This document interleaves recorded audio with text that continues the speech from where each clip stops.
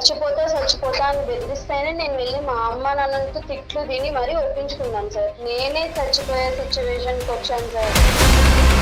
Call busy వచ్చిందంటే ఎవరితో మాట్లాడుతున్నావు, ఏం చేస్తున్నావు, చాలా బ్యాడ్ గా మాట్లాడతాడు మ్యామ్. నేను సరిపోలేదా నీకు? ఏమన్నా పని చేస్తాడమ్మా? ఆ చుట్టుపక్కల వాచ్మెన్ కింద ఉంటూ ఉంటాడా? నేను నీతో ఉండలేను ప్రమోద్, ఇలా చేస్తే నేను నీతో ట్రావెల్ చేయలేను, నేను పెళ్లి చేసుకోవాలంటే నన్ను చేసుకోకపోతే ఫస్ట్ నిన్ను చంపేసి నేను చచ్చిపోతా అంటాడు సార్. టాక్సిక్ కా లేదంటే టాక్సిక్ కాకపోతే ఫెంటాస్టిక్. నేను నాకు అమ్మ నాన్న ఉండరా ప్రమోద్? ఊరికే అదేనా? ఎవరితో మాట్లాడతారా నువ్వు?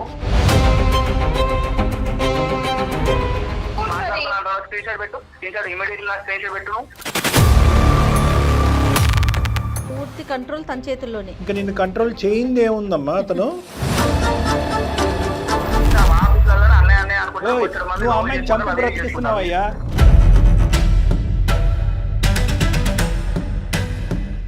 అమ్మాయి బాధలో ఉన్నప్పుడు వేరే తోడు వచ్చి అయ్యో ఏమైందమ్మా ఏమైందని చెప్పేసి కొంచెం దగ్గర తీసుకోగా వాళ్ళిద్దరు లేచిపోయి వాళ్ళు. కాబట్టి ఆడపిల్లలందరినీ చేయించుతో కట్టేయంటారా మీరు?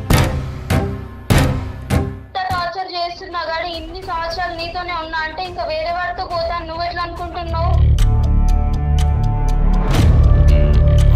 అతను మూడో కన్ను వస్తాడేమో, నేను బసం అయిపోతాను అనుకుంటూ నువ్వు ఏందమ్మా ఇదంతా కాదు, ఎవడరా నువ్వు అని చెప్పాడు. వద్దమ్మా, వద్దు వద్దు వద్దు తల్లి, వందనాలు నీకు.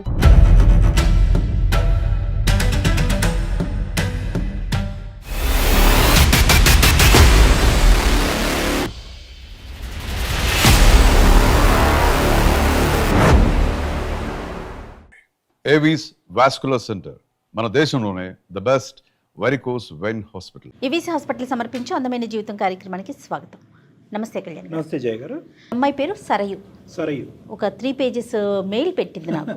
ప్రేమించినప్పుడు బాగుంటుంది, ఆ జర్నీ కాస్త ముందుకెళ్ళిన తర్వాత ఒకరి మీద ఒకరికి ఆ లోటుపాట్లు తెలియటం. కొంతమంది పెళ్లి చేసుకుంటారు, కొంతమంది ముందుగానే గ్రహిస్తారు. దాంట్లోంచి బయటికి రావాలా, ముందుకెళ్ళాలా, వెనక్కి వెళ్ళాలా అర్థం కాని సిచ్యువేషన్. సో అలాంటి సందిగ్ధంలో మనకి ఈ మెయిల్ చేసిందండి సరయు. సరే, ఒకసారి మాట్లాడదామా? మాట్లాడండి మేడం. తను ఏం పెట్టిందంటే, నా మెయిల్ కనుక చూసే లోపు మరి నేను ఉంటానో ఉండను. అయ్యో, ఆ రేంజ్ లో పెట్టేసరికి నాకు చాలా భయం అనిపించింది. Sure will talk madam. Hello, నమస్తే అండి సరయు గారా? హూస్ దిస్ అండి? నేను జయానండి, సుమన్ టీవీ అందమైన జీవితం ప్రోగ్రామ్ నుంచి మాట్లాడుతున్నాను. నాతో పాటు డాక్టర్ కళ్యాణ్ చక్రవర్తి గారు కూడా ఉన్నారు. Thank you so much ma'am, call చేసినందుకు నా ప్రాబ్లమ్ని అర్థం చేసుకొని. తప్పకుండా అండి, తప్పకుండా. మీరు చాలా సీరియస్గా మెయిల్ పెట్టేసరికి మీరు పెట్టిన ఆ మెయిల్, ఆ వర్డ్స్ నాకైతే చాలా భయం అనిపించినాయి అండి. అందుకే డాక్టర్ గారి ముందు పెట్టాను. ఒకసారి డాక్టర్ గారితో మాట్లాడతారా? షూర్ మ్యామ్, మాట్లాడతాను మ్యామ్. హలో అమ్మ సరియు. నమస్తే సార్. నమస్తే. నువ్వు ఏ అఘాయిత్యానికి పాల్పడకుండా ఇలా సేఫ్గా ఉంటాం మాకు హ్యాపీగా ఉంది. ఎందుకంటే లాస్ట్ లైన్ ఈమెయిల్లో నేను ఉండకపోవచ్చు అని మీరు పెట్టారు కదా, చాలా బాధ. అవును సార్. ఏంటమ్మా అంత బాధ కలిగి బ్రతకూడదు అనే వచ్చే ఆలోచన సంబంధించిన సమస్య ఏంటి?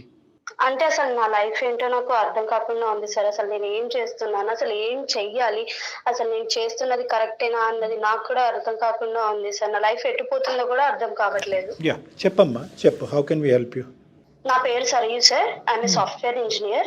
నేను 6 years బ్యాక్ బీటెక్ లో ఉన్నప్పుడు ఒక అబ్బాయిని లవ్ చేశాను సార్. అతను నా సూపర్ సీనియర్. తన పేరు ప్రమోద్. అంటే ర్యాగింగ్ చేస్తున్నప్పుడు తను నన్ను ప్రొటెక్ట్ చేశాడు అనమాట. సో ఆ టైంలో మేము ఫ్రెండ్స్ అయ్యాము. ఫ్రెండ్స్ కాస్త కొన్ని రోజులు అయిన తర్వాత అది లవ్ గా మారింది. సో ఆ టైంలో తను చూపించే కేరింగ్, ఎవ్రీథింగ్ నాకు చాలా బాగా అనిపించేది సార్. అంటే ఎవ్రీథింగ్ తనే చూసుకునేవాడు అనమాట. అంటే నాకు ఏమైనా కావాలన్నా, లేదంటే నేను ఎటైనా బయటకు వెళ్ళాలన్నా తనే వచ్చి తీసుకుని వెళ్ళడము, తనే వచ్చి డ్రాప్ చేయడము, ఏదైనా ఫుడ్ తినాలన్నా తనే వచ్చి తీసుకురావడం. 1 రూపీ కూడా ఖర్చు పెట్టించేవాడు కాదు సార్ నాకు. అండ్ కాలేజ్ లో కూడా ఎవరైనా ఒక్క మాట అంటే కూడా వెళ్ళి వాళ్ళని కొట్టేసేవాడు. సో ఆ టైంలో అది నాకు చాలా బాగా నచ్చేసింది సార్. చెప్పండి. అతనంటే నాకు చాలా ఇష్టం ఏర్పడింది అనమాట ఆ టైంలో. సో బట్ ఇప్పుడు మ్యారేజ్ చేసుకుందాం అనుకునే టైంలో నాకు అసలు ఏం చేయాలో అర్థం కావట్లేదు. అసలు అతన్ని మ్యారేజ్ చేసుకోవాలా లేదా, లేదంటే నేను చచ్చిపోవాలా అనే స్టేజ్ లో ఉన్నాను సార్. చేసుకోవాలా నేను చచ్చిపోవాలి. అంత టార్చర్ చేస్తున్నాడు నన్ను అతను. బ్రతకటానికి ఇంకేమీ లేవా అమ్మ? మ్యారేజ్ చేసుకోవాలా చచ్చిపోవాలంటే బ్రతకటానికి ఇంకేం ప్రయారిటీస్ లేవా మన జీవితంలో? మీ అమ్మ Parents, నాన్న, పేరెంట్స్, ఇంకా చాలా ఉంటాయి. ఎనీవే మేము అప్పుడే అబ్రప్ట్గా ఏం కానీ ఏమ్మా అప్పుడు అంత యూటర్న్ తీసుకునేటటువంటి ఆలోచన ఎందుకు వచ్చింది మీకు? అంటే సార్ నేను అతన్ని చాలా లవ్ చేశాను సార్. కానీ ఇప్పుడున్న సిచ్యువేషన్ లో అసలు అది రిలేషన్షిప్ పొసెసివ్నెస్ చూపిస్తున్నాడా, లేదంటే అతి ప్రేమ వల్ల అలా చేస్తున్నాడా, లేదంటే టాక్సిక్ అయిపోయాడా, అసలు ఏంటో అర్థం కావట్లేదు సార్. చాలా అంటే చాలా టార్చర్ చేస్తున్నాడు సార్. రోజు ఏదో ఒకటి తీసి నన్ను కొట్టడము, తిట్టడము. అంటే మీరేంటమ్మా లివింగ్లో ఉన్నారా లేదంటే? లేదు సార్, లివింగ్ లో ఏం లేదు. నేను హాస్టల్లో ఉంటాను సార్. తను వచ్చేసి రూమ్ లో ఉంటారు.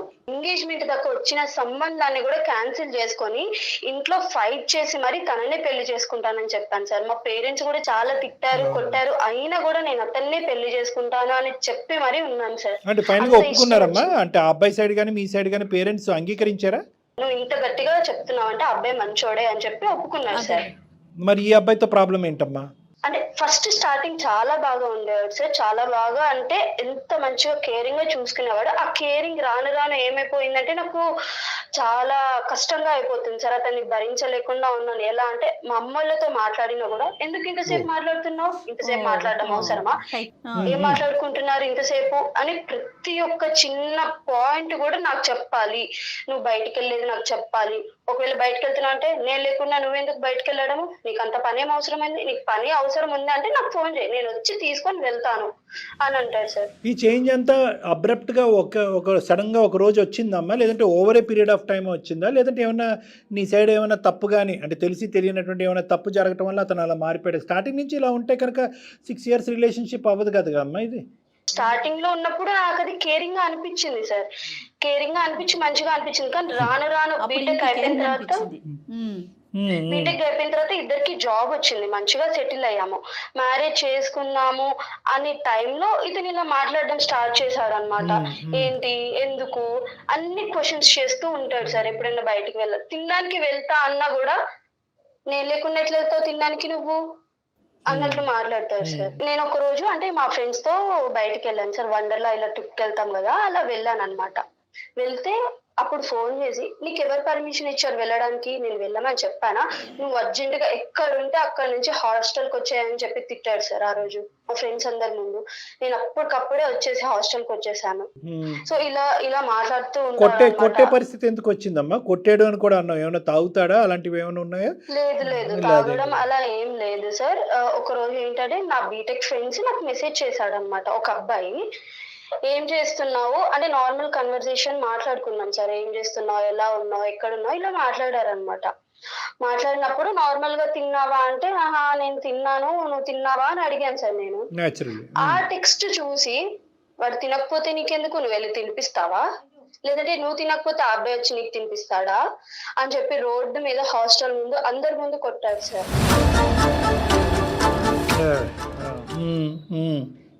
ఒక్క రోజు ఒక నైట్ నార్మల్ గా నేను నిద్ర వచ్చేసి పడుకున్నాను సార్ కాల్ చేయకుండా.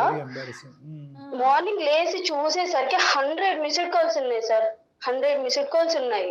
అంటే ఎత్తకపోతే వెంటనే కాల్ చేస్తాడు అంతే కదమ్మా? అవును సార్. నైట్ నేను పడుకునేటప్పుడు వీడియో కాల్ చేయాలి. నేను ఇంకో హాస్టల్లో ఉన్నాను పడుకుంటానని వీడియో కాల్ చేసి అప్పుడు పడుకోవాలి. అండ్ మార్నింగ్ కాల్ చేసి నువ్వు ఫస్ట్ హాస్టల్ కిందకి రా, నేను కిందనే కూర్చున్నా, నైట్ నుంచి నేను కిందనే ఉన్నా, నువ్వు ఇప్పుడు హాస్టల్ కిందకి రా అని అన్నాడు సార్. నేను కిందకి వెళ్ళాను అనమాట. కిందకి వెళ్ళగానే అందరి ముందు లాగి పెట్టి కొడితే 5 వచ్చులు పడ్డాయి సార్ చెంప మీద నాకు. వెళ్ళి గోల చేశాడు. హాస్టల్ వార్డెన్ అడిగాడు, ఈ అమ్మాయి నైట్ ఇక్కడే ఉందా, ఎక్కడికి వెళ్ళింది, బయటికి వెళ్ళిందా, లేదంటే నాకు కాల్ చేయలేదు అని చెప్పి గొడవ పెట్టుకున్నాడు సార్ హాస్టల్ వార్డెన్ తో కూడా. ఇతను ఏమన్నా పని చేస్తాడమ్మా? ఆ చుట్టుపక్కల వాచ్మెన్ కింద ఉంటూ ఉంటాడా? తను కూడా సాఫ్ట్వేర్ ఎంప్లాయీ సార్. అంటే జాబ్ కూడా నాకు తనే రిఫర్ చేశాడు. అది కూడా ఎందుకని నాకు తర్వాత అర్థమైంది. వాళ్ళ ఫ్రెండ్స్ అందులో ఉన్నారంట. నేను ఏం చేస్తున్నాను, ఎలా ఉంటున్నాను, ఎక్కడికి వెళ్తున్నాను అవన్నీ తెలుసుకోవడానికి వాళ్ళకి తెలిసిన కంపెనీలోనే నాకు జాబ్ రిఫరెన్స్ ఇచ్చాడు సార్. ఆయన ఇంక ఉద్యోగం ఎక్కడ చేస్తున్నాడమ్మా? నీకు జాబ్ ఇప్పించాడు బానే ఉంది, నీ వెనకాల తిరగటమే సరిపోతా ఉంది కదా.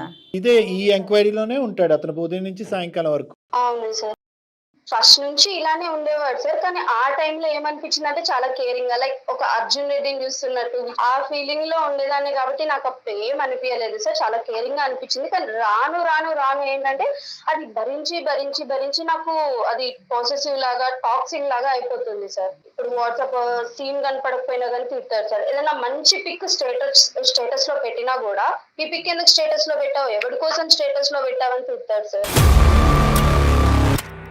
అండ్ ఇన్స్టాగ్రామ్ అకౌంట్ కూడా తీసుకున్నాడు అతనే. ఎవరైనా ఫాలో అంటే ఎవరైనా రిక్వెస్ట్ పెట్టినా కూడా ఇతను ఎందుకు నీకు రిక్వెస్ట్ పెట్టాడు, నీకు తెలుసా, ఇతను నువ్వు ఆయనకి తెలుసా అన్నట్టు మాట్లాడతాడు. ఎప్పుడైనా రోడ్డు మీద నార్మల్ బయటకు నడుచుకుంటూ వెళ్ళినా కూడా ఎవరైనా అబ్బాయి నన్ను చూసినా, ఆ అబ్బాయి నీకెలా చూస్తున్నాడే, నీకు తెలుసా అబ్బాయి నీ ఫ్రెండా, లేదంటే మీరిద్దరే మనం కోఆర్డినేట్ చేసుకుంటున్నారా కళ్ళతో అని మాట్లాడతాడు సార్. జస్ట్ నార్మల్ నడుచుకుంటూ వెళ్ళి ఎవరో పర్సన్, ర్యాండమ్ పర్సన్ చూసినా కూడా అలానే మాట్లాడతాడు. ఇన్ని విధాలుగా ఉన్న ఇతనైతే కరెక్ట్ గా ఉంటదమ్మా, ఇతని వ్యక్తిత్వం గానీ? సార్ నేను చాలా టైమ్స్ చెప్పాను సార్, అసలు నువ్వు నాకు వద్దు అని చెప్తే చాలు, నేను లేకుండా నువ్వు ఒక్క అడుగు కూడా ముందుకు వేయలేవు, నేను లేకుండా అసలు నువ్వు ఎలా ఉంటావు అని చెప్పి చేతులు కోసుకోవడము, లేదంటే నన్ను బెదిరించడము, లేదంటే మా అమ్మ నెంబర్ తీసుకున్నారు సార్. ఎలా తీసుకున్నాడో కూడా నాకు తెలియదు. ఫోన్ లో మా అమ్మ నెంబర్ తీసుకొని మీ అమ్మకి చెప్తానని బెదిరించడము, అలాంటివి చేసేవాడు సార్. చెప్తే చెప్పుకోమనండి, ఎవరు నమ్ముతారు ఇవన్నీ పిచ్చి మాటలన్నీ. ఇంకా ఏదైనా డ్రెస్ వేసుకొని బయటకు, ఈ డ్రెస్ ఎందుకు వేసుకున్నావు నువ్వు, ఈ డ్రెస్ వేసుకోకూడదు, ఈ డ్రెస్ వేసుకోవాలి, నువ్వు ఆఫీస్కి వెళ్ళేటప్పుడు కూడా ఈ డ్రెస్ వేసుకోవాలి అని చెప్పి ముందే చెప్పేవాడు సార్. పూర్తి కంట్రోల్ తన చేతుల్లోనే. ఇంకా నిన్ను కంట్రోల్ చేయింది ఏముందమ్మా అతను?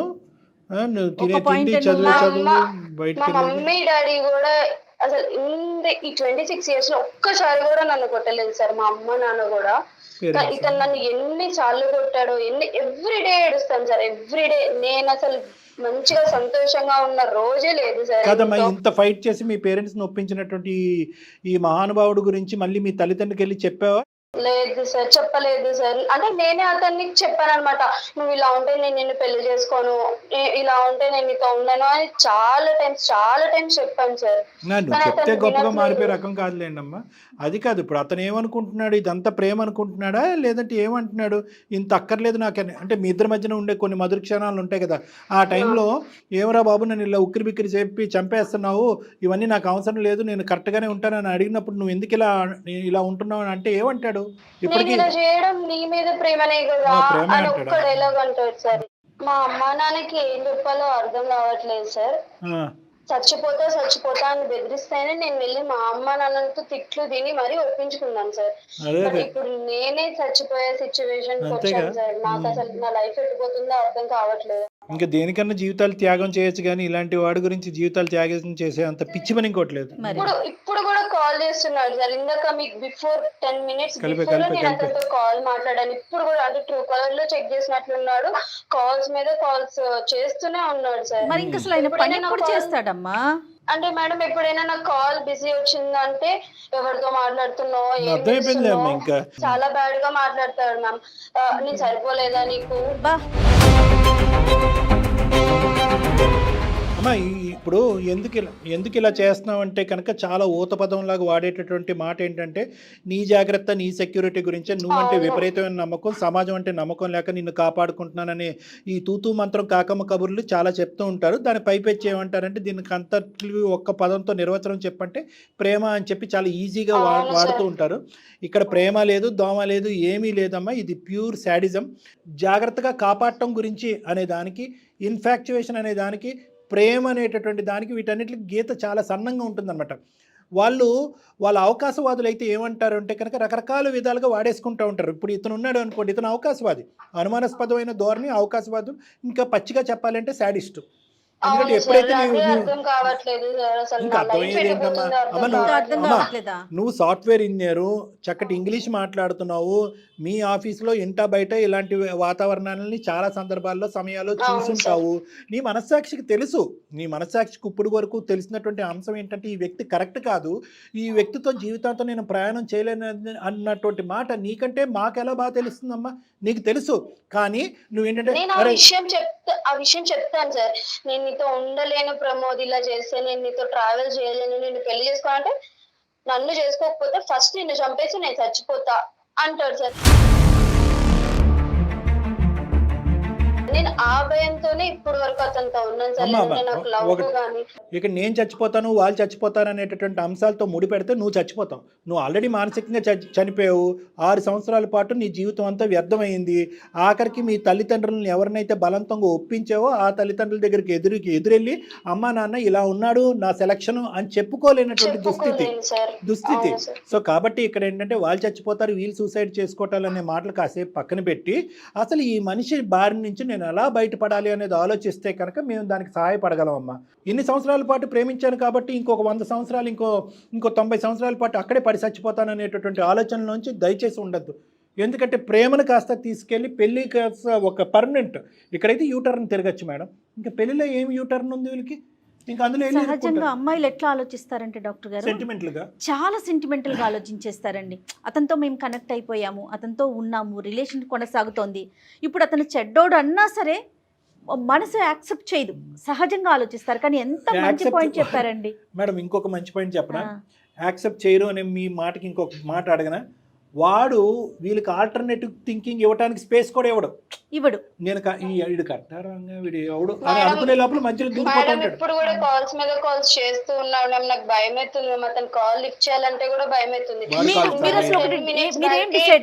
మీరేం డిసైడ్ అయ్యి మాకు మెయిల్ చేశారో చెప్పండి ఒక్కసారి, అతనితో మాట్లాడదాం. అసలు నా లైఫ్ ఏంటో నాకు అర్థం కావట్లేదు మ్యామ్. సో అది అసలు టాక్సిక్ కా లేదంటే అతను పొసెసివ్ లేదంటే అతి ప్రేమ వల్ల అలా చేస్తున్నాడా? టాక్సిక్ కాకపోతే ఫెంటాస్టిక్. అసలు ఆ రిలేషన్షిప్ లో నుంచి నాకు ఎలా బయటికి రావాలన్నది కూడా అర్థం కావట్లేదు సార్. ప్లీజ్ సార్ నన్ను ఎలాగైనా బయటకు తీసుకొని రండి సార్. బయటికి తెచ్చేస్తాం అందులో 110%. ఎవరైనా అస్త్రశస్త్రాలు ఉపయోగించేసి మేము తీసుకొస్తాం, పోలీసులు కానీ బందోబస్తు కానీ. సార్ చాలా భయం అవుతుంది సార్. అతను మాట్లాడాలన్నా కొడతాడు సార్. అతను ఆడు కొడితే చేతులు వెనక్కి మడత పెడతాం. కానీ నేను చెప్పేది ఒక్క నిమిషం అమ్మ, ఒకే ఒక మాట నేను చెప్తున్నాను. ఇందులోంచి బయటపడాలి అని అనుకుంటే కనుక నీలో ఏమాత్రం గిల్టు ఇప్పుడు కానీ అప్పుడు కానీ ఎప్పుడు కానీ ఉండకూడదు. నేనేదో బాగు చేసుకోవాల్సినటువంటి మనిషిని, అంత గాఢంగా ప్రేమించినటువంటి మనిషిని, ఆ ప్రేమను త్యాగం చేసేసి నేను అనవసరంగా బయటకు వచ్చేసాను గిల్టు నామమాత్రం కూడా నీ మనసులో ఉండకూడదు. ఇది నెంబర్ 1. నా లైఫ్ నాకు కావాలి సార్. నా లైఫ్ నా చేతిలోకి కావాలి. నా లైఫ్ అతనికి నచ్చినట్టు కాదు, నాకు నచ్చినట్టు నేను బ్రతకాలనుకుంటున్నాను. నువ్వు నిజంగా నీ భయాన్ని మేము అర్థం చేసుకోగలం అమ్మా. ఎందుకంటే జయ గారు, సమాజంలో ఇప్పుడు మనం ఏదైతే ప్రతిరోజు ఉదయం లెగుస్తూనే అరే ఈ రోజు ఏం వార్త వినిపిస్తుందో అనేటటువంటి సమాజంలో ఎక్కడ కూడా ఎవ్వరు తగ్గట్లేదు. అమ్మాయిలు తగ్గట్లేదు, అబ్బాయిలు తగ్గట్లేదు, భర్తలు తగ్గట్లేదు, భార్యలు తగ్గట్లేదు. ఏకంగా నరుకుడు, కోసుడు, పాతుపెట్టుడే, చిన్న పిల్లలు కూడా తయారయ్యారు. నిజంగా నీ భయం వాస్తవమైనటువంటి భయం అమ్మా. ఈ రోజు ఈ ప్రేమని కట్ చేయటం అనేటటువంటిది ఎంత ఇంపార్టెంటో నీ సేఫ్టీ అనేది కూడా అంతే ఇంపార్టెంట్. కాలేజ్ చేయకపోతే హాస్టల్ కింద వచ్చి రచ్చ చేస్తారు సార్. ఎంత భయపడుతుంది మీరు చెప్తున్నారు, బట్ నా ధ్యాస అంతా ఇటు కాల్ మీద అంటే నాకు షివరింగ్ వస్తుంది సార్. బాడీ అంతా ఒక్క నిమిషం, నాకు మీ సేఫ్టీ కూడా ఇంపార్టెంట్ అమ్మా. ఎందుకంటే కేవలం ప్రేమను తగ్గొట్టడం, నిన్ను అక్కడి నుంచి బయటకు లాగటమే కాదు, ఆ తర్వాత అతను నీ మీద ఎటువంటి ప్రయోగం చేస్తాడు, ఏ విధంగా నిన్ను అటాక్ చేస్తాడు అనేటటువంటి భయంతో ఏ విధంగా చేస్తే బాగుంటుంది అనేది నేను జయ మేడం ఆలోచిస్తున్నాం. ఎనీవే ఎలాగా చేస్తున్నాడు కదా, ఒక కాల్ కలుపమ్మా, మేము మ్యూట్ లో ఉంటాం. అతను ఎలా నీతో మాట్లాడుతున్నాడో మేము చూస్తాం. కనెక్ట్ అమ్మా. ఎంత భయపడుతుందో చూడండి. Harassment madam. దయచేసి ఊరికే వదలకూడదు. వేచి ఉండండి. హలో హలో ప్రమోద్, ఏ రేట్ ఇస్తాను? ఎవరితో మాట్లాడతాను? నేను నాకు అమ్మ నాన్న ఉండరా ప్రమోద్? ఊరికే అదేనా? ఎవరితో మాట్లాడతారా నువ్వు? అమ్మ నాన్నతోనే మాట్లాడుతున్నాను ప్రమోద్. ఇంక ఊరికే వేరే వాళ్ళతోనే మాట్లాడతాను. ఎప్పుడైనా వేరే వాళ్ళతో మాట్లాడాను? నువ్వు చూస్తున్నావా? నీ దగ్గర యాక్సెస్ ఉంది కదా. వేరే వాళ్ళతో నువ్వు మాట్లాడతావు ఇక్కడ, నువ్వు మాట్లాడతావు అని నేను అంటలేదు. ఎవరితో మాట్లాడతావు అడిగినా, వేరే వాళ్ళతో మాట్లాడుతున్నానా వాళ్ళతో మాట్లాడినా అడగలేదు కదా. నువ్వెందుకు చెప్తాను అంటే నువ్వు వేరే వాళ్ళతో మాట్లాడాలనుకుంటున్నావా? లేదు, వేరే వాళ్ళతో మాట్లాడితే నేను ఊరుకుంటానా? నువ్వు మాట్లాడే అంటున్నారా చెప్పు. లేదు ప్రమోద్, నేను మాట్లాడాను ప్రమోద్. నువ్వు వేరే వాళ్ళతో మాట్లాడుతున్నావు అని చెప్పేసి నేను అనుకోవాలని చెప్పేసి నాకు చెప్తాను. ఇందాక 15 నిమిషాల క్రితమే కదా నీకు ఫోన్ చేసి చెప్పాలి కదా. మరి అట్లా కాదు నేనేమంటాను, ఏం చెప్తాను, వేరే వాళ్ళతో నువ్వు మాట్లాడుతున్నావా నేను అడగలేదు. ఎవరితో మాట్లాడుతున్నావా నేను అడిగినా. చేస్తున్నావు, నేను మాట్లాడట్లేదు. కావాలంటే చూడు వచ్చి. నువ్వు ఫస్ట్ నన్ను పేరు పెట్టి పిలవడం నాకు నచ్చదని నీకు తెలుసు. ఓకే, పేరు పెట్టి పిలుస్తున్నాడు పక్కన ఎవరు అసలు ఎక్కడ ఉన్నా చెప్పు కరెక్ట్ గా. నేను హాస్టల్లోనే ఉన్నాను. నేను ఎక్కడికి వెళ్తాను? నేను ఎక్కడికైనా వెళ్తే నీకు చెప్పే వెళ్తాను కదా. ఒక 15 నిమిషాల క్రితం కూడా నువ్వు అదే క్వశ్చన్ చేసావు కదా, నువ్వు వేరే వాళ్ళతో మాట్లాడుతున్నావు. అందుకనే నేను వేరే వాళ్ళతో మాట్లాడట్లేదు, అమ్మా నాన్నతోనే నీకు ఫోన్ కట్ చేసే ముందు కూడా చెప్పా కదా, అమ్మ ఫోన్ చేస్తుంది, మాట్లాడిన తర్వాత ఫోన్ చేస్తా అని చెప్పా కదా. ఇంతలోపే నువ్వు కంటిన్యూగా కాల్స్ మీద ఇంకా అమ్మా నాన్నతో మాట్లాడొద్దా చెప్పు? ప్రతి రోజు ప్రతి 1 minute నీతోనే మాట్లాడుతూ ఉంటా. రోడ్డు మీద పోతానా, ఏమన్నా అయింది అనుకో, నేను అయిపోయి అందుకే ఏమన్నా అయింది కాబట్టి ఫోన్ చేస్తాను. ఏమో నేను చచ్చిపోయాను ఖర్చు నా శవం కాడ కూర్చొని చచ్చి ఏడతావా, అయ్యో బతుకున్నావా అని చెప్పేసి ఫోన్ ఎత్తాలి కదా. నువ్వు ఫోన్ ఎత్తి ఎందుకు ఫోన్ చేస్తాను అడగాలి కదా. ఏమైంది మమ్మీతో మాట్లాడుతున్నా అంటే నాకు క్లారిటీ ఉంటది కదా. నువ్వు ఎవరితో మాట్లాడుతున్నావు నాకేం తెలుసు? నేను చూసిందా నిన్ను?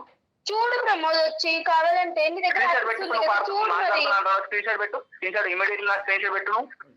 పెడతా స్క్రీన్ షాట్ పెడతా, ప్రతిసారి పెడతాను కదా నీకు స్క్రీన్ షాట్. ప్రతి ఒక్కటి నీ దగ్గర వాట్సాప్ లాగిన్ ఉంది, నీ దగ్గర ఇన్స్టాగ్రామ్ లాగిన్ ఉంది, నీ దగ్గర కాల్ ఏదో యాప్ ఎక్కించుకున్నావు. నేను ఎవరితో మాట్లాడుతున్నా, ఎంతసేపు మాట్లాడుతున్నా చూడడానికి కూడా యాప్ ఎక్కించుకుని చూస్తూనే ఉన్నావు కదా. ప్రతి ఒక్కరు చూసే నేను చూస్తా అని తెలిసి కూడా నువ్వు ఎవరితో మాట్లాడుతున్నావు అని నాకు తెలిస్తే నేను అంత మాత్రం ఆ మాత్రం నాకు తెలియదు. ఎవరితో మాట్లాడుతున్నా చెప్పనా? యాప్ లో చూడు, నేను ఎవరితో మాట్లాడుతున్నాను యాప్ లో చూడు. ఎందుకు చిన్న దానికి ఊరికి ఇట్లా టార్చర్ చేస్తున్నావు, నాకు వద్దు. హలో హలో ఎవరు? ప్రమోదా? హలో, అమ్మాయి చంపేస్తావా? ఆ అమ్మాయి ఎక్కడుందో లొకేషన్ చెప్ప. మేము సుమన్ టీవీ అందమైన జీవితం నుంచి డాక్టర్ కళ్యాణ్ చక్రవర్తి జయ మేడం మాట్లాడుతున్నాము. మేమిద్దరు ఇక్కడే ఉన్నాం. మొత్తం నీ కాన్వర్సేషన్ అంతా కూడా 10 minutes పాటు దారుణంగా విన్నాం. మేము మ్యూట్లో పెట్టి మొత్తం విన్నాం, రికార్డ్ కూడా చేసాం. ప్రతి ఆధారంతో పాటు మేము రెడీగా ఉన్నాం. 6 years పాటు ఈ అమ్మాయి ఎటువంటి ఈ పిచ్చి అమ్మాయి, మళ్ళీ చెప్తున్నా, ఈ పిచ్చి అమ్మాయి ఇప్పటి వరకు నువ్వు నమ్మబలికినటువంటి ప్రేమ అనుకుంటూ నమ్మబలికి ఒక భయంకరమైనటువంటి శాడిజము, ఒక టార్చరు, ఒక సైకోపాత్లా నువ్వు బిహేవ్ చేసావు. మొత్తం అంతా రికార్డ్ చేసుకుని మేము ఎవిడెన్స్లన్నీ ఉన్నాం. 10 నిమిషాలు మేము వినలేకపోయాం. ఈ పిచ్చి అమ్మాయి 6 సంవత్సరాల పాటు ప్రతి నిమిషం ఈ వేదనకు గురవుతుంది. మేము అసలు ఊరుకునేదే లేదు. ఏం కావాలి నీకు? ఆగమ్మ, నువ్వు ఆగో. ఒకటి నాకు చెప్పు, ఇది ప్రేమ? ఇది ప్రేమ? అమ్మ నువ్వు చెప్పక్కర్లేదు. అమ్మ నువ్వు మాకు చేసావా, మేము మీకు కాల్ చేసావా అనేటటువంటి అసందర్భం. మేము దేనికన్నా మెంటల్గా రెడీగానే ఉన్నాం. ఈ టార్చర్ ఇక్కడతో ఆగాలి, ఈ మనిషిని ఎక్కడ పెట్టాలో అక్కడ పెట్టాలి. ఏమయ్యా ఒక్క నిమిషం నువ్వు ఆగు. దీన్ని ప్రేమ అంటారయ్యా? ఇది ప్రేమ కాదు సార్. ఒక మాట సార్, ఇప్పుడు ఒక మాట, నా భయం ఏది సార్, ఇప్పుడు ఆమె హాస్టల్లో ఉన్నా అని చెప్పింది, మీరు మాట్లాడుతున్నారు. ఇది ఎట్లా పాసిబిలిటీ సార్? ఇప్పుడు నీ అమ్మ నాన్నతో మాట్లాడినా చెప్పిన అమ్మాయి ఇప్పుడు నీతో నాకు ఎట్లా కాన్ఫరెన్స్ పెట్టింది సార్? చెప్పింది అబద్ధమే కదా. ఇప్పుడు ఒక్క మాట విను, ఈ రోజు నువ్వు కావాలి అని అనుకుంటే కనుక అమ్మాయి నిజాలు చెప్తుంది. నువ్వు వద్దు కాబట్టి ఇప్పుడు అబద్ధం ఆడుతుంది అమ్మాయి. అబద్ధం ఆడింది కాబట్టి తగ్గట్టేసుకుంటారా? అబద్ధం ఆడేసుకుంటే కాబట్టి తగ్గట్టుకుంటే కనుక ఇప్పుడు వరకు అమ్మాయి అన్ని అబద్ధాలే ఆడింది కాబట్టి తగ్గట్టేసుకుని గుడ్ బై చెప్పేసి అమ్మాయిగా వదిలేసాయి. అట్లా వదిలేసాం సార్. నేను 6 సంవత్సరాల నుంచి ప్రేమించిన అమ్మాయి, ఆమె మీద ఆమెతోటి నేను ఇప్పుడు 6 సంవత్సరాలు 6 సంవత్సరాల పాటు ప్రేమించావు కాబట్టి జీవితాంతో పాటు నీతో పాటే సస్తానని చెప్పి సర్టిఫికేట్ రాసి అగ్రిమెంట్ రాసి ఇచ్చిందా నీకేమన్నా అమ్మాయి? లేదంటే అమ్మ నాన్న ఇచ్చారా? ఇప్పుడు సొసైటీ చూస్తలేమా సార్? రోడ్డు మీద ఎట్లా పోతాలు ఏందో చూస్తలేమా? అందరూ ఎట్లా పోతాలు ఎట్లుంటలేదు. ఆఫీసులలో మా ఆఫీసులలో అన్నయ్య అనుకుంటున్నావు. నువ్వు అమ్మాయిని చంపి బ్రతికిస్తున్నావయ్యా. నువ్వు అమ్మాయిని చంపి కాపాడుతున్నావు. ఏది సమాజాన్ని నుంచి కాపాడేస్తున్నాను అనుకున్న నువ్వు ఆల్రెడీ ఆ అమ్మాయిని ఎప్పుడో చంపేశావు. మానసికంగా ఎప్పుడో చంపేసి పిచ్చిదాన్ని చేస్తావు. ఏదో కాపాడుతున్నాను అనుకున్నావు. అమ్మాయికి నేను లవ్ చేసే అమ్మాయికి నేను మాత్రమే ఉండాలి. ఇప్పుడు నేను రేపు రోజున పెళ్లి చేసుకోగలుగుతాను. నేను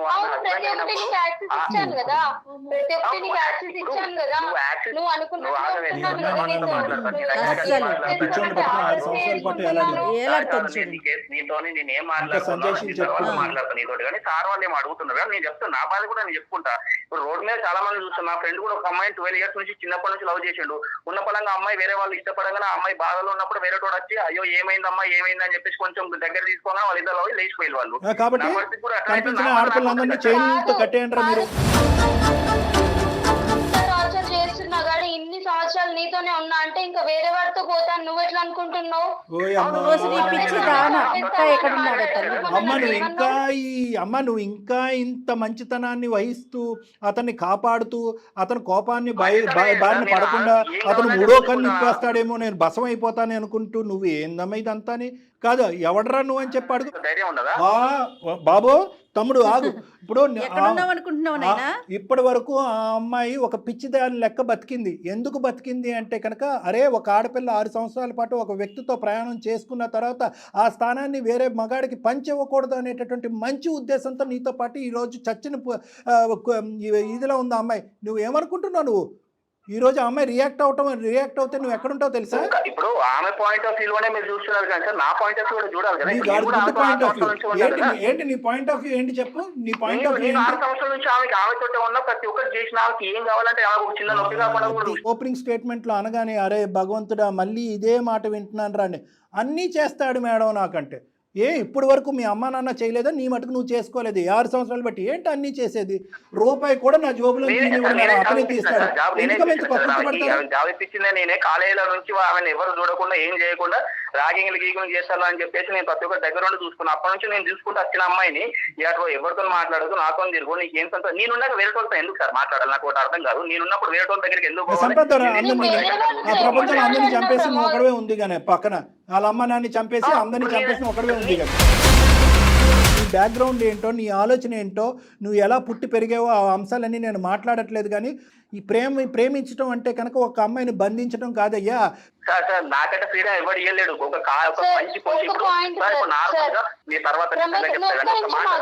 అమ్మాయిలు ఒక అమ్మాయి ఫోన్ చేసి అమ్మాయితో మాట్లాడుతున్నా గానీ ఆ అమ్మాయి ఎందుకు ఫోన్ చేసింది? ఓహో ఆ అబ్బాయి అప్పుడు నీతో మాట్లాడడానికి ట్రై చేసి కాన్ఫరెన్స్ కలిపేవాడు కదా, కాన్ఫరెన్స్ కాల్ మాట్లాడుకోవడానికి కాల్ చేసుకున్నారా మీరు అని చెప్పి అనుమానిస్తాడు సార్. అది ఒక అమ్మాయితో మాట్లాడినా కూడా అనుమానిస్తాడు. టెక్స్ట్ బుక్ ఆఫ్ అనుమానం అని ఒక టెక్స్ట్ బుక్ రాస్తే కనుక అందులో ఒక 1000 పాయింట్లు ఉంటాయి కనుక 1000 రకాల అనుమానాలు ఉంటాయి కనుక అన్ని అనుమానాలకి నిర్వచనం మీనింగ్ అన్నీ కూడా మీ ప్రమోదే, నో డౌట్ అబౌట్ ఇట్. కానీ అతను ఇంకా అదే ఒకటి అర్థం కాదు సార్. మీకు ఏం చాలా అర్థం కాదు మాట్లాడేది సార్. ఇప్పుడు ఒక విషయం సార్, ఈమెకు అసలు మాట్లాడడానికి అసలు ఇప్పుడు ఎవరు మాట్లాడుతున్నా నాకు తెలియదు. ఇవన్నీ చేయడానికి కారణం ఏంది? ఆమెకు ఆల్రెడీ పాస్ట్ లో ఒక ఎక్స్ ఉన్నారు. మరి ఆ ఎక్స్ తోటి మాట్లాడిస్తున్నారా లేకపోతే ఆ అమ్మాయికి ఎక్స్ లేడు, నీ బ్రెయిన్ లో వై ఉన్నాడు. బుర్రా అమ్మాయి నీకు ఉండయ్యా ఒక్క నిమిషం. ఆ అమ్మాయికి ఎక్స్ వై జెడ్ ఏమీ లేదు. అర్జెంటుగా ఎమర్జెన్సీగా మేము అంబులెన్స్ పంపిస్తాం, నిన్ను ఎక్కడికో తీసుకెళ్ళాలి. నిజంగా చెప్తున్నాను, నిజంగా చెప్తున్నాను. నువ్వు కూడా you are not mentally straight. నువ్వు మెంటల్లీ స్ట్రైట్ గా లేవు. What is this? ఇచ్చాడు, లైఫ్ ఇచ్చాడు, ఓకే సార్. బట్ నా లైఫ్ నా చేతిలో కాకుండా అతనికి నచ్చినట్టు బ్రతకమంటే నేను ఎలా బ్రతుకుతాను సార్ చెప్పండి? నేను చచ్చిపోయేటట్టు ఒకవేళ ఉంటే నాకంటే ముందు ఒక రోజు ముందు చచ్చిపోవాలి సార్. ఇది నేను కోరుకుంటాను. ఎందుకంటే అమ్మాయి నా లెక్కనే ఉండాలి, నాతోటే ఉండాలని ఒక ఇంటెన్షన్ ఎవరికైనా ఉంటుంది. నాకు అది కావాలి సార్, అంతే. ఒక్క స్టేట్మెంట్ నువ్వు ఏంటనేది డిఫైన్ చేస్తావు. ఇట్లాంటి వాడితో నా లైఫ్ ఎలా పంచుకొని ఉండాలి మీరే చెప్పండి సార్. నువ్వే ఆలోచించుకో. వద్దమ్మా, వద్దు వద్దు వద్దు తల్లి, వందనాలు నీకు. వద్దమ్మా, పంచుకోటాలు పాలు పంచుకోటాలు ఇక్కడ ఉండవమ్మా.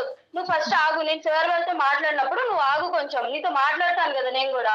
ఈ రేపే నీ జాబ్ రిజైన్ చేసేస్తాను. అసలు నువ్వు వద్దే వద్దు, నీ టార్చర్ వద్దు, నీ టాక్సిక్ వద్దు, నీ ప్రేమ వద్దు, అసలు నీ కాల్ అసలు నీ ఊసే వద్దు నాకు. రేపు నుంచి నాకు కనిపిస్తే నేను పోలీస్ స్టేషన్ లో కంప్లైంట్ ఇస్తాను, లేదంటే షీటింగ్ కి కంప్లైంట్ ఇస్తా. ఇన్ని రోజులు నువ్వు అంటే ఇష్టం కాబట్టి ఉన్నా నీతో, ఇదంతా భరించాను నేను. కానీ నువ్వు ప్రతి చిన్న దానికి నన్ను టార్చర్ చేస్తున్నావు. ప్రతి ఒక్కటి చెక్ చేసుకో.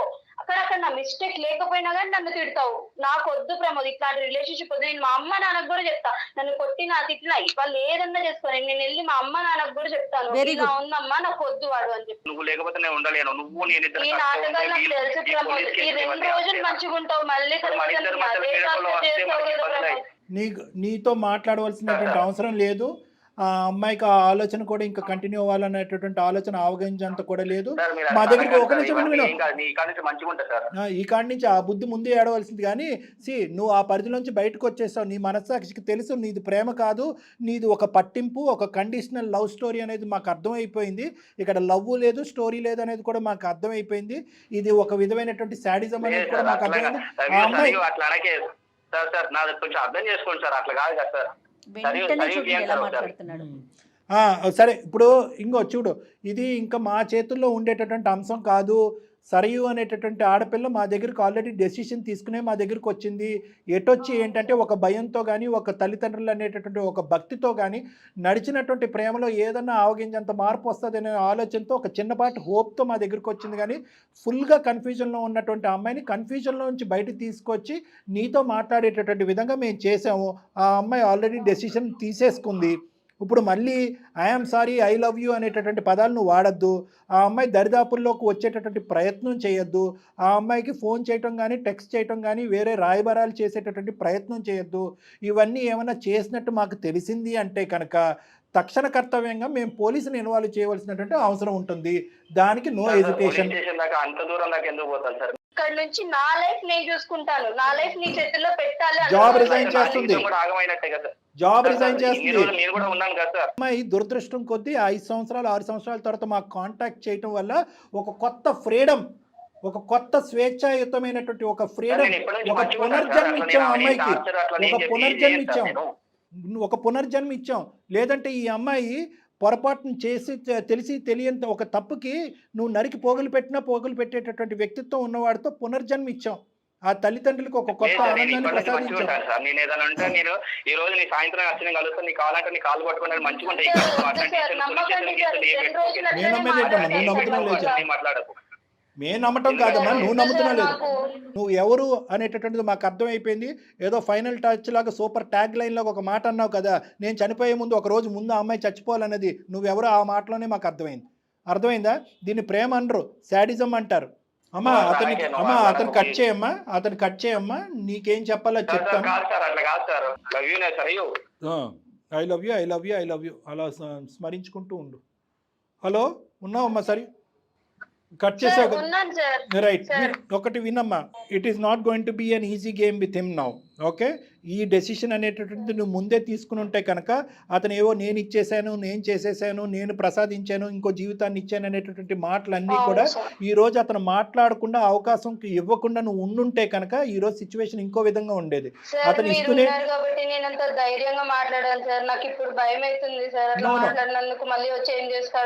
అమ్మ ఎప్పటికైనా ఇది తెగ్గొట్టవలసినటువంటి అంశమే. ఇంతకాలం ఆ భయాంతోనే ఇది ప్రేమ అనుకుంటూ దాన్ని కాపాడుకుంటూ గుడ్డిగా ముందుకెళ్ళావు. ఇది మేం కాబట్టి ఈ మాత్రమైనా మాట్లాడాం. మీ తల్లిదండ్రులు అయ్యంటే కనుక వాడు మెడొంచి చేతులు వెనక్కు ఉంచి ఈ పాటికే పోలీస్ స్టేషన్కి పట్టుకెళ్ళి ఉండేవారు, వాళ్ళ కూతురికి జరిగేటటువంటి అన్యాయాన్ని చూడలేక. కాబట్టి ఇప్పటికే నువ్వు డిక్లేర్ చేసి మాలాంటి వ్యక్తుల యొక్క సహాయం తీసుకోవటానికి ఇప్పటికీ లేట్ చేస్తావు.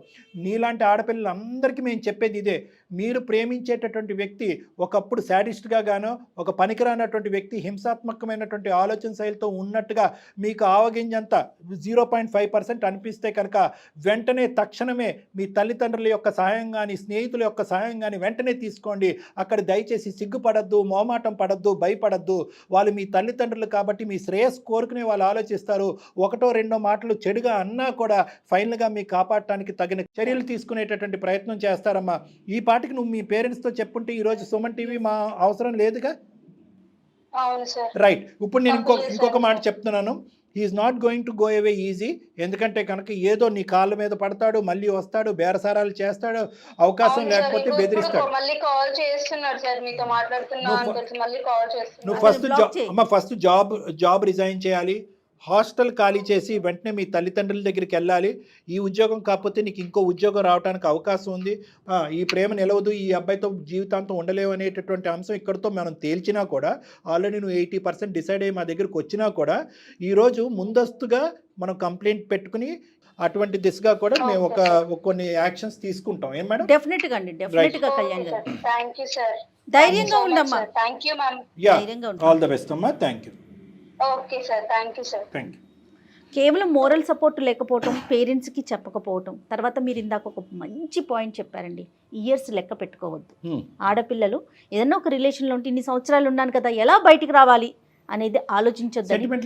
ఎంత వ్యాలిడ్ పాయింట్ డాక్టర్ గారు. ప్రాక్టికల్గా ఆలోచించాలి. అవునమ్మా, it's a beautiful episode madam, and a beautiful message to the society.